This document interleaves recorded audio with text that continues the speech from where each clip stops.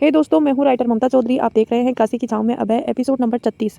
कुणाल ने जब देखा गायत्री जी जा रही है तो उसने जल्दी से अपने एक आदमी को उसके पीछे गाड़ी में पीछा करने का इशारा किया। वो इशारा पाते ही गाड़ी में बैठ के गायत्री की कार के पीछे निकल गया। अब देखता हूँ कहाँ तक भागती हो आप, ये कहते हुए वो वहीं इंतजार करने लगा।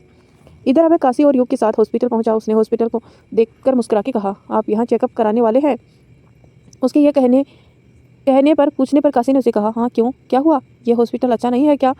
नहीं, ऐसी बात नहीं है। जानती हो, आपका जन्म भी यहीं हुआ था और यहीं हमने आपकी माँ को खोया था। ये कहते हुए अभय की आंखों में हल्की नमी थी। काशी ने हल्के से उसके हाथ को थाम लिया और अभय के उसे देखकर मुस्कुरा दिया। तीनों अंदर गए और डॉक्टर से मिलकर अभय ने काशी और युग को रूटीन चेकअप करवाया। अभय बाहर बैठा पुरानी बातों को याद करने लगा। तभी उसने देखा जिसने काशी की डिलीवरी की थी वो डॉक्टर किसी से बात कर रही थी। वो उठ के उसके पास जाने लगा तो डॉक्टर की नज़र जब अभय पर गई तो वो उसे देखकर घबरा गई और साथ में शॉक्ड भी हुई। वो जाने लगी उसे देखकर तो अभय उसने उसे आवाज़ दी, डॉक्टर साहब रुकिए ज़रा। उसकी बात पर भी वो डॉक्टर नहीं रुकी और वो अपने केबिन में चली गई। अभय भी उसके पीछे उसके केबिन में आया। उसने देखते हुए बोला, डॉक्टर शायद आपने मुझे सुना नहीं, मैं आपको बुला रहा था। उसकी बात सुनकर डॉक्टर पीछे मुड़ के देखते हुए बोली, सॉरी मिस्टर अभय, पर मुझे लगता है शायद मुझे वहम हो गया कि मैंने आपको देखा है। वैसे मैंने तो सुना आप। अभय ने उसकी इस बात पर कहा, पर वो सब एक झूठ था। खैर छोड़ो, आप बताइए कैसे हैं आप? मैं ठीक हूँ। अच्छा, मेरी पेशेंट मेरा इंतजार कर रही होगी, मैं आपसे बाद में मिलती हूँ। ये बोल डॉक्टर वहाँ से चली गई। अभय ने उसे जाते हुए देखकर कहा, वो ऐसा क्यों लग रहा है जैसे आप मुझे देखकर घबरा गई हैं, डर रही हैं? क्या बात हो सकती है? ये कहते हुए वो केबिन से बाहर निकला और तभी उसने काशी से आवाज़ देते हुए कहा, पापा। अभय उसकी आवाज़ सुनकर उसके पास गया और उसे पूछा, चले बेटा? जी, ये बोलते काशी युग और अभय के साथ वहीं से चली गई। पर अभय के दिमाग में डॉक्टर की बातें चलने जा रही थी। दूसरी तरफ जब गायत्री घर पहुंची तो देखा मालिनी घर पर आई हुई थी, पर आज उसके साथ कुमार भी था। उसे देखते हुए कहा, मालिनी तुम यहाँ, और ये कुमार साहब हैं ना? गायत्री ने कुमार पहली बार मिल रहे थे। उसे देखकर वो पूरी तरह से हिला हुआ था। वो सोच भी नहीं सकता था कि उसके सामने जो खड़ी है वो हूबहू काशी की शक्ल की औरत है। गायत्री ने कुमार को देखते हुए कहा, वैसे हम ज़्यादा तो नहीं जानते आपके बारे में, पर आपसे मिलकर अच्छा लगा। वैसे आप कैसे हैं? कुमार तो बस गायत्री को देख के जा रहा था। उसने यकीन तो नहीं हो रहा था उसे देखकर। उसके तो जैसे होश उड़ गए थे। मालिनी उसकी तरफ देखकर बोली, कुमार, गायत्री आपसे कुछ कह रही है, जवाब दो। उसके ऐसे कहने पर कुमार जैसे होश में आया और उसने सक पकाते हुए कहा, जी हम ठीक हैं, मुझे भी आज आपसे मिलकर खुशी हुई। उसके ये कहने पर गायत्री ने उसे कहा, आप बैठिए। सिया, जा चाय नाश्ता लेकर आ और साथ में मेरी दवा भी। उसके कहने पर सिया चली गई और गायत्री वहीं बैठकर उसे बात करने लगी। कुछ देर में मालिनी उसके साथ बात कर वहाँ से निकल गई। कुमार का तो सर गुम हुआ था। गायत्री ने देखकर उसे गाड़ी में बैठते हुए मालिनी से कहा, क्या मैं आपसे कुछ पूछ सकता हूँ? यहाँ से निकलो, फिर पूछना है पूछ लेना। ये कहते हुए मालिनी कार में बैठ गई और कुमार उसे लेकर वहाँ से निकल गया। दोपहर का वक्त था। राजस्थान के मॉल में हॉस्पिटल से निकलकर काशी जब अभय और युग के साथ मॉल पहुंची तो देखा अंदर सब उन्हीं का वेट कर रहे थे। अभय को आता देखकर विजय ने कहा, लो आओ, आ गए वो लोग भी। अभय तब तक उनके पास आ चुका था। उसके सबसे कहा, चलो, तो सब शॉपिंग के लिए आगे बढ़ गए। शिवांगी काशी को लेकर दूसरी तरफ चली गई तो चंदो ने रुद्र को युग को भी उसके साथ भेज दिया। शिवांगी और काशी राजस्थानी लहंगे में शॉप में आ गई। शिवांगी काशी का राजस्थानी दुपट्टे और लहंगे दिखवाते हुए बोली, कैसे हैं दीदी? देखो अच्छे हैं ना? हम मेरे ख्याल से हमसे ज़्यादा युग बता सकते हैं कि आप पर क्या अच्छा लगेगा। युग इधर आओ, इन्हें बताओ, हम तब तक आते हैं। क्या कहते हुए वो दूसरी तरफ चली गई। रुद्र भी उसके पीछे चल दिया। काशी ने एक दुपट्टा उठाया और उसे अपने ऊपर लगा के देखने लगी तो रुद्र ने उसके सर पर एक लाल रंग का दुपट्टा उठाते हुए बोला, नहीं, दुल्हन पर हल्के नहीं, गहरे रंग अच्छे लगते हैं मिसेस काशी रुद्र सिंह।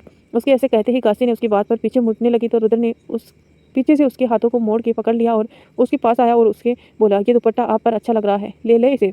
ये बोल वो उसे दूर हुआ और मुस्कुरा के उसे देखने लगा। काशी ने उसकी पहनाई ओढ़नी को उतारा और साइड में रखा और अपनी ली और ओढ़नी को वो अपने साथ लेकर चली गई। रुद्र को ऐसे बेरुखी पसंद नहीं आई। उसने उस दुपट्टे को उठाया और उसे पैक करके करने को दे दिया।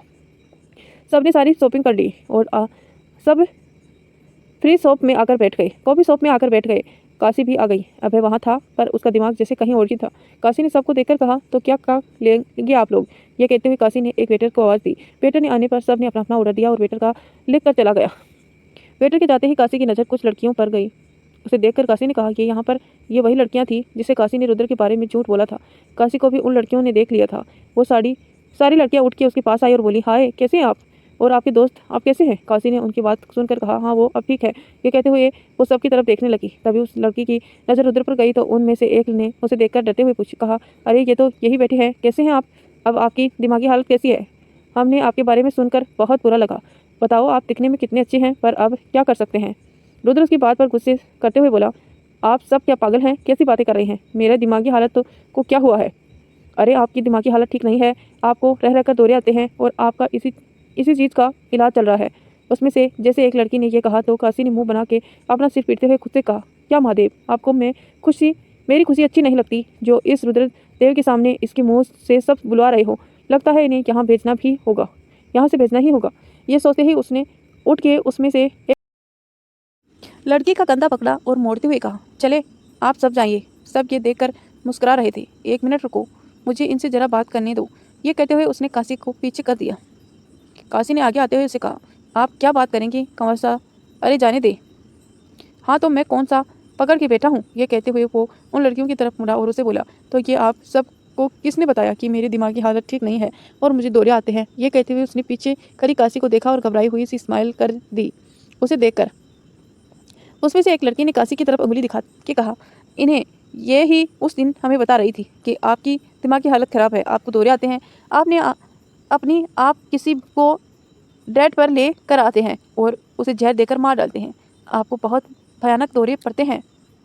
उस लड़की की बात सुनकर बैठे सभी हंसने लगे और रुद्र उसी तरफ देखने लगा। रुद्र ने उस लड़की को देखकर कहा, मैं एकदम ठीक हूँ और मुझे दौरे नहीं पड़ते।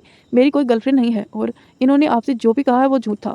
तो अब आप सब जा सकती हैं। रुद्र के ऐसे गुस्से में कहने पर वहाँ से सब चले गई। उसने पीछे मुड़ के सबकी तरफ देखते हुए कहा, देख रहे हैं आप? और बताओ क्या बोलूँ अब मैं? इनकी हरकतें देखे हैं आपने? बताओ, इन्होंने मुझे दिमागी रूप से रोगी बता दिया, कमाल है। और उस पर से ये भी कहा कि मुझे दौरे पड़ते हैं। तो काशी जी, कब आपने देखा कि मुझे दौरे आते हैं? मेरी दिमागी हालत ठीक नहीं है। काशी ने उसे नज़र झुका के कहा, हरकतें तो ऐसी ही हैं आपकी। अच्छा, और आपकी हरकतें खुद को देखी है कभी? जब देखो लड़ने को आतुर है, जब देखो गाड़ी उड़ा देती है, जब देखो किसी को पीट देती हैं। ये अच्छी हरकतें होती हैं क्या? रुद्र के ये कहते ही काशी ने गुस्से में कहा, आपसे तो अच्छी हूँ। आपको जब लड़ना होता है तब तो आप लड़ते नहीं हैं, जब नहीं लड़ना होता है तब लड़ते हैं। मुझे कहते हैं जा रही हूँ मैं। ये कहते हुए काशी अपना बैग उठाकर वहाँ से निकल गई। रुद्र उसे जाते हुए देख कर घूर रहा था। शालिनी ने उसे हल्के से मारते हुए कहा, क्या जरूरत थी उसे इतना सुनाने की? तू कभी ठीक से बात नहीं कर सकता? ये बोल वो काशी के पीछे चली गई। चंदो ने भी उठकर उसे सुना दिया और शालिनी के पीछे चल दी। सब जा चुके थे। अभय ने उसके कंधे पर हाथ रखते हुए कहा, मुझे नहीं पता आप उसे कैसे मनाने वाले हैं, पर मुझे मेरी बेटी के चेहरे पर वापस मुस्कान चाहिए। ये बोल वो भी चला गया। रुद्र उसके बोलने पर मुंह खोल के उसे जाते हुए देखकर बोला, हद है यार, बाप तो सीधा धमकी देकर चला गया। अरे दामाद हूँ आपका, ये सोच के प्यार से बोल देते। वो ये कह ही रहा था कि तभी वेटर ऑर्डर लेकर आया और उसे बोला, सर आपका ऑर्डर। ये सुनते ही रुद्र ने गुस्से से कहा, रखो, सर पर रख दो, ले जाओ इसे। ये कहते हुए उसने पैसे वहीं रखे और चला गया। रात का वक्त था। माधवगढ़ के महल में सब आ चुके थे। रात में जैसे काशी ने कहा था कि बंजारू का गाना सुनेंगे और साथ में खाना होगा, तो उसकी सारी तैयारियां हो चुकी थी। सब आकर बैठ गए थे। रुद्र की नज़र जैसे खोज रही थी कि अभी तक नहीं आई थी। सब अपनी अपनी जगह ले ली थी। अब सब रुद्र के बगल वाली जगह खाली थी। काशी झोल लेकर जल्दी से भागते हुए आई और सबको देखते हुए बोली, मेरे लिए तो जगह ही नहीं है। इस पर शिवांगी ने कहा, दी भाई के पास बैठ जाओ, उनके पास जगह खाली है। ये सुनते ही उसने देखा तो रुद्र उसे देख हल्के से मुस्कुरा रहा था। उसे ना में चाह कर भी वहाँ बैठना पड़ा। बंजारे वाले और अभय विजय को देखकर हाथ जोड़ दिए। विजय ने उन्हें देखकर कहा, बैठिए और गाना शुरू करें। उनके कहने पर बंजारे बैठ गए। आदमी लोग बजाना शुरू किए और एक औरत ने हाथ में घुंघरू ले बजाने लगी और गाना शुरू किया। पायल बांधे चुड़लो पहरूं, पल पल नजर उतारूं। पायल बांधूं चुड़लो पहरूं, पल पल नजर उतारूं। अब तो आओ पिया, मैं थारी पलका डगर बुहारूं। पायल बांधूं चुड़लो पहनूं, पल पल नजर उतारूं। अब तो आओ पिया, मैं थारी पलका डगर बुहारूं। पिया आओ थाने हिवड़े में बसा के राखूं ली। पिया आओ थाने हिवड़े में बसा के राखूं ली। बंजारों ने जैसे गाना शुरू किया वैसे कुछ बंजारों ने नाचना शुरू किया। काशी बैठी उसका गाना सुन रही थी। रुद्रन की नज़र कभी सामने होती तो कभी काशी पर। दूसरी तरफ शिवांगी युग के बगल में बैठी थी। उसने देखा सबकी नज़र बंजारों पर है तो उसने युग का हाथ अपने हाथ में ले लिया। ये होते ही युग ने उसे देखने लगा। हो मारे नैना माही थाने में रमाकर रखूंगी। हो मारे नैना माही थाने में रमाकर रखूंगी। पिया आओ थाने हिबड़े में बसाकर रखूंगी। पिया आओ थाने हिबड़े में बसाकर रखूंगी। सब बैठे हुए बहुत मन से गाना सुने जा रहे थे। रुद्र ने देखा काशी नजरें सामने थी। उसने धीरे से काशी के हाथ को अपने हाथ में थाम लिया। काशी को जब अपने हाथ पर रुद्र के हाथों की चुअन महसूस हुई तो उसने उसकी तरफ हैरानी से देखा। रुद्र सामने देख रहा था। काशी उसे अपना हाथ छुड़ाने की कोशिश कर रही थी, पर रुद्र के हाथों की पकड़ उससे हाथों पर बहुत मजबूत थी। रुद्र ने सामने देखते हुए कहा, कोशिश बेकार है काशी, हमारी कैद से खुद को आज़ाद कर पाना नामुमकिन है। ये सुनते ही काशी अपने हाथों को छुड़ाने लगी। इधर पंचारी गाए जा रही थी। था बिन सुना महल मालिया, सुनी है जटारी, थे हो तो है सब कुछ है। था बिना सुनी दुनिया महारी, था बिना सुना महल मालिया, सुनी महल अटारी, हे हो तो सब कुछ है, था बिना सुनी दुनिया महारी, कोरे काजल यारी कोर में बनाकर राखूली, हो कोरे काजल यारी कोर में बनाकर राखूली, पिया आओ थाने हिवड़े में बसा कर राखूली, पिया आओ थाने हिवड़े में बसा कर राखूंगी। बंजारों का गाना खत्म हुआ तो काशी रुद्र से अपना हाथ छुड़ा कर उठ खड़ी हुई। उसे ऐसे खड़े होते देखकर चंदो ने उसे कहा, क्या हुआ लाडो? माँ मैं अभी आती हूँ, ये बोल काशी वहाँ से चली गई। रुद्र ने जब काशी को ऐसे बेरुखी देखी तो उसे गुस्सा आ गया। वो भी उठ के जाने लगा तो शालिनी ने उसे कहा, अब तू कहाँ चला? कुछ काम है माँ, मैं चलता हूँ, खाना नहीं खाऊंगा, भूख नहीं है, ये बोल वो बिना सुने कुछ वहाँ से चला गया। उसके जाने के बाद बिंजारे अपने गाना गाने में मस्त हो गए। रुद्र सबसे बोलकर कांसी के पीछे महल गया था। सारे नौकर बाहर ही थे। महल में कुछ गिने चुने नौकर थे जो अपने काम में लगे हुए थे। रुद्र गुस्से में काशी के पीछे आया और उसके हाथ पकड़कर उसे जबरदस्ती ऊपर ले जाने लगा। काशी ने अपना हाथ छुड़ाते हुए उसे कहा, कंवर साहब हमारा हाथ छोड़े। यह सुनते ही रुद्र ने उसे एक पिलर से लगा के खड़ा हुआ और उसे गुस्से वाली नजरों से देखने लगा। काशी जाने को हुई तो उसे पिलर पर हाथ लगा दिया। काशी ने उसे देखते हुए कहा, यह क्या है कंवर साहब, हटिए और हमें जाने दे। ये कहते हुए वो उसका हाथ हटाने लगे पर रुद्र ने हाथ वो वहाँ से नहीं हटा सकी। रुद्र ने उसके पास आते हुए कहा, काशी मत दिखाओ इतना गुस्सा कि जिसे आप बर्दाश्त ना कर पाओ। मैं आपकी कई हर बात सुन सकता हूँ पर आपकी बेरुखी में हर चीज़ बर्दाश्त नहीं करूँगा। आपसे प्यार है, आप मेरी पत्नी हैं और इसे दुनिया के लोग क्या आपका भगवान क्या आप खुद भी जुटला नहीं सकती। और एक बात, आप मुझसे जितना दूर जाने की कोशिश करेंगे मैं उतना पास आऊँगा। आप रोक के दिखाई दे मुझे। उसके ऐसे गुस्से में बोलने पर काशी सहम सी गई थी। उसने रुद्र को खुद से दूर करते हुए कहा, दूर रहिए आप मुझसे, कोई नहीं है आप मेरे और ना ही मैं आपको अपना कुछ मानती हूँ, इसीलिए आप दूर रहिए मुझसे और मुझे बार बार अपनी पत्नी कहना बंद करें। आपकी पत्नी सुगंधा जी थी और वह ही रहेंगी। हाँ, अगर आपको किसी और से प्यार करना है करें, पर मैं आपको प्यार नहीं करती हूँ और ना करूँगी, चाहे जो कर ले आप। ये बोलते हुए उसने रुद्र को खुद से दूर धक्का मार दिया और जाने लगी। ये देख रुद्र ने उसका हाथ पकड़ उसके पास खींच लिया और उसे अपने पास लाते हुए बोला, मेरी पत्नी सुगंधा थी और आज भी वो हमारी पत्नी है और पहली मोहब्बत भी। उसके 7 फेरे भी नहीं हुए थे पर मैंने उसकी मांग भरी थी और उसे अपनी पत्नी स्वीकार किया था। पर काशी एक सच ये भी है कि हमने आपकी मांग भरी है और आप मेरा इश्क है, मेरा प्यार है। मैंने भी आपने दिल को बहुत रोका कि ये आपसे प्यार ना करे पर मैं कुछ नहीं कर पाया। दूर गया पर दूर ना रह सका। मैंने खुद से भी बहुत सवाल किए पर जवाब मुझे तब मिला जब आपसे दूर रहा। तड़प में बदल गई। फिर मैंने जाना कि मेरे सीने में जो दिल धड़क रहा है उसमें आपसे मोहब्बत हो चुकी है और मैं आपको सुगंधा की जगह नहीं दे रहा हूँ काशी, मैं आपको अपनी जगह देना चाहता हूँ।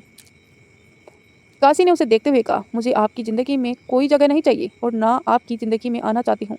सब बड़ी बात आपने दी। इस ज़बरदस्ती के रिश्ते को मैं नहीं चाहती, आपके नाम को नहीं चाहती, आपके साथ को। तो आप ये रिश्ता भूल जाइए क्योंकि मैं ये रिश्ता और ये सिंदूर को नहीं मानती हूँ।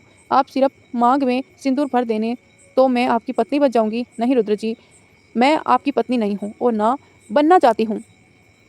आपके चाहने या ना चाहने से आप सच को बदल नहीं सकती काशी, और मैंने आपकी मांग में सिंदूर भरा है।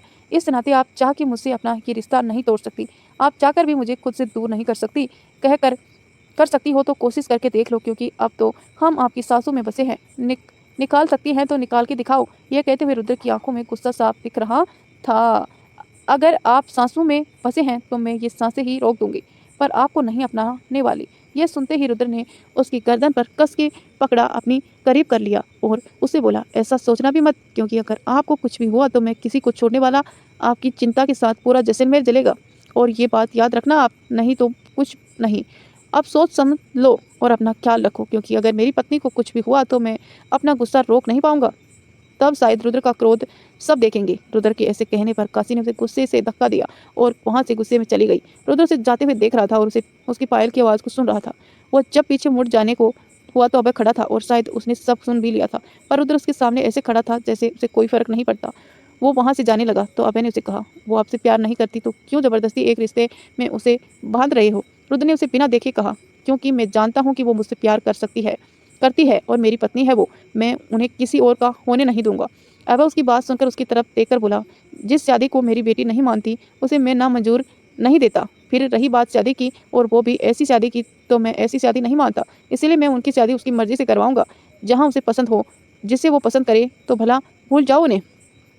यह सुनते ही रुद्र ने गुस्से में अभय की तरफ देखा और कहा, जब आप काशी की माँ को आज तक नहीं भूल पाए तो मैं काशी को कैसे भूल जाऊं? और आप ये भूल रहे हैं कि आप किसे चैलेंज दे रहे हैं, क्योंकि मैं अपनी काशी को खुद से दूर जाने नहीं दूंगा। और रही उसकी शादी करने की बात तो आप भूल जाइए, क्योंकि अगर ऐसी नौबत आई तो माधवगढ़ का शेर अपनी शेरनी को उठा के ले जाएगा और हम दम है तो उसे रोक के दिखाइएगा।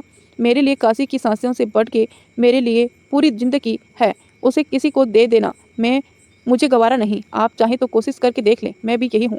आप भी तो जो कर सकते हैं कर लीजिए। ये बोल वो वहाँ से चला गया। अभय उसे मुस्कुरा के देखते हुए मन में बोला, आप शायद भूल रहे हैं रुद्र कि आप अभय प्रताप सिंह से बोल गए, पर अच्छा लगा आपको ये बेखौफ जवाब और आपका ये जज्बा। देख आप कैसे लड़ पाते हैं। ये कहते हुए अभय भी अपने कमरे में चला आया। अभय जब कमरे में आया तो उसने कुणाल को फ़ोन करा। कुणाल फ़ोन उठाते हुए कहा, जी सर। क्या पता चला कुणाल उस औरत के बारे में? अभय ने सवाल पर कुणाल ने कहा, सर वो लड़की रोज मंदिर आती है और यहाँ बैठकर पेंटिंग बनाती है। उसके साथ एक लड़की और होती है, उसका नाम है सिया। उसका घर सोहनपुर में है और वहीं वो सिया के साथ रहती है। हाँ, पर एक चीज़ है जो हमें पता चला है, उसका कनेक्शन मालिनी से है और मालिनी का उसके घर आना जाना है। अच्छा, दिखने में कैसी है? ये कहते हुए अभय खिड़की पर खड़ा हो गया। कुणाल ने उसे कहा, सर हमें उनका चेहरा अभी तक नहीं देखा था, पर स्वभाव से जहाँ तक पता चला है वो बहुत अच्छी है और बहुत शांत स्वभाव की है। कमाल है, तुमने भी उसका चेहरा अभी तक नहीं देखा। ऐसा क्यों है उसके चेहरे पर? चलो हम कल वापस आ रहे हैं, देखते हैं उन्हें। ये बोल अभय ने फ़ोन रख दिया। दूसरी तरफ कुमार के मन में गायत्री को देखकर बहुत से सवाल थे, जिसके जवाब अभी तक मालिनी ने उन्हें नहीं दिए थे। मालिनी जब कमरे में आई तो उसे देखकर कुमार ने उसे कहा, मालिनी क्या तुम अब मेरे सवालों का जवाब दोगी? मालिनी ने उसे देखकर कहा, बैठो मैं बताती हूँ। उसके कहने पर कुमार वहीं बिस्तर पर बैठ गया। मालिनी ने उसे देखते हुए कहा, जिसे आप देखो वो और कोई नहीं, काशी ही है वो जिंदा है, क्योंकि वो कभी मरी ही नहीं थी, बल्कि एक ऐसी ज़िंदगी को जी रही है जिसे उन्होंने कुछ याद नहीं है। और वो जो भी अपने बारे में जानती है वो मैंने ही उसे बताया है और वो उसे सच मानती है। ये सुनते ही कुमार ने उसे कहा, पर ऐसा कब हुआ और कैसे? मालिनी ने उसे बताया, जब मैं जेल से निकल के आई तो सुना काशी प्रेग्नेंट है और उसका 7वां महीना लगा है, तो मैंने सोचा सबसे पहले अभय से उसकी काशी का मोहब्बत को उससे दूर करूं। मैंने सोच लिया था कि मैं उसे मार दूंगी, पर फिर मुझे लगा शायद मुझे काशी की ज़रूरत पड़े तो काशी, इसीलिए मैंने कुछ ऐसा सोचा कि जिसे मेरे हाथ में बाजी रही और इसके लिए मैंने तैयारियां शुरू की। मैंने पहले ये जाना कि काशी किस हॉस्पिटल में जाती है और किस डॉक्टर से उसका चेकअप कर चल रहा है। सब पता करने के बाद मैं उस डॉक्टर से मिलने घर गई और उसे अपनी तरफ करने लगी, पर वो कुछ ज़्यादा ही वफादार निकली। इसीलिए मुझे मजबूरन उसकी फैमिली को किडनैप करना पड़ा और उसके साथ डील करना पड़ा। मैंने एक हफ्ते में एक लड़की को तैयार किया और उसे ये कहा कि उसे अपनी जान देनी होगी, पर उसे पहले उसे एक छोटी सी सर्जरी करनी होगी। वो मान तो नहीं रही थी, पर फिर मैंने उसे इतनी बड़ी रकम का लालच दिया कि उसने भी मेरी सामने एक शर्त रखी। वो बोली मुझे कि उसके घर वालों को मैं उसे मरने के बाद देखूं तो वो भी मान गई। उस औरत को मैंने अपने साथ ले आई और उसकी प्लास्टिक सर्जरी करवाई और उसे काशी का रूप दिया। जब काशी डिलीवरी के लिए हॉस्पिटल आई तो मियाँ डॉक्टर को बता दिया उसे क्या करना है। उसे काशी को ओटी में बताना था कि वो बच्चे और उसमें से किसी एक को बचा सकता है, और मैं जानती हूँ थी कि काशी इस बात को बाहर तक नहीं आने देगी, और हुआ भी ऐसा ही। डॉक्टर ने काशी को एक ऐसा इंजेक्शन दिया जिससे वो सिर्फ बेहोश थी, पर वहाँ लगी मशीन में उसकी हार्टबीट को देखकर लगा कि वो अब इस दुनिया में नहीं रही। हॉस्पिटल में जब काशी के शरीर को घर लाया गया तो काशी का नहीं बल्कि उस लड़की का था जिसे मैंने तैयार किया था। अभय ने उसे काशी समझकर अंतिम संस्कार कर दिया। उधर मैं काशी को लेकर दिल्ली निकल गई। वहाँ मैंने अपने एक डॉक्टर से बात उसे ऐसे दवाई दिलाई जिससे उसकी याददाश्त चली गई, पर डॉक्टर ने कहा था कि उसे यह दवा हमेशा देनी पड़ेगी, नहीं तो उसे उसकी याददाश्त वापस आ सकती है, और महीने में एक इंजेक्शन, इसीलिए उसे कुछ याद नहीं है। बस उसे ही वो सच मानती है जो मैंने उसे बताया है। कुमार उसके दिमाग के इस सातिर प्लान को सुनकर बहुत हैरान था। वो उसे हैरानी से देखते हुए बोला, मालिनी और क्या है जो मैं नहीं जानता और जिसे तुमने मुझसे छुपाया है? और भी कोई बात हो तो प्लीज़ मुझे बता दो, ऐसे झटके मत दो। बस पहले अभय, अब काशी, और कोई है जो उसने घर में मर के जिंदा हो जाएगा? माली ने उसकी बात सुनकर उसे कहा, नहीं, ये आखिरी थे, अब कोई नहीं, पर अब खेलने में मज़ा आएगा। देखते हैं जब अभय प्रताप सिंह की काशी उसे पहचान नहीं पाती है और उसे दर्द देती है। ये कहते हुए वो मुस्कुरा देती है। सुबह का वक्त था। माधवगढ़ के महल में अभय जब नीचे आया तो उसने देखा सब बैठे हुए चाय पी रहे थे, पर रुद्र वहाँ नहीं था। उसने सबको देखते हुए कहा, हम आज वापस स्टेशन में जा रहे हैं। उसके ये कहते ही अब विजय ने उसे देखते हुए कहा, क्यों हुकुम साहब, कोई बात है क्या? नहीं विजय, बस कुछ काम है तो इसीलिए जाना पड़ेगा। हम लास्ट नवरात्रि के दिन आ जाएंगे, पर अभी जाने दें। उसकी बात सुनकर काशी ने भी कहा, हाँ अंकल जी, वो भी हमारे भी कॉलेज का लॉस हो रहा है, इसीलिए मैं भी पापा के साथ जाऊंगी। उसके ये कहने पर अभय ने भी उसे देखकर बस मुस्कुरा दिया। विजय ने देखा काशी और अभय सब मानने वाले नहीं हैं तो उसने आगे कुछ नहीं कहा। सबने नाश्ता किया और जैसलमेर के लिए निकल गए। काशी रुद्र से दूर जाना चाहती थी, पर उसे नहीं पता था कि अब दूर जाना उसके बस की बात नहीं थी। वो एक ऐसे अनचाहे रिश्ते में बंध चुकी थी जिसे वो चाहकर भी खुद से दूर नहीं कर पा रही थी और ना उसे खुद को आज़ाद कर पा रही थी। उसे मन में बस रुद्र से खुद को दूर रखना था और उसकी बात को अपने दिमाग से निकालना देना था। यही सोच के साथ वो जैसलमेर की तरफ बढ़ गई थी। क्या काशी निकाल पाएगी अभय को अपने मन से, या फिर उसकी ज़िंदगी में आने वाला है एक नया तूफान? ये सब जानेंगे अगले पार्ट में। तब तक के लिए आप वीडियो को लाइक करिए, चैनल पर बने रहें, चैनल को सब्सक्राइब करिए और नोटिफिकेशन ऑन करें। धन्यवाद दोस्तों यहाँ तक बने रहने के लिए।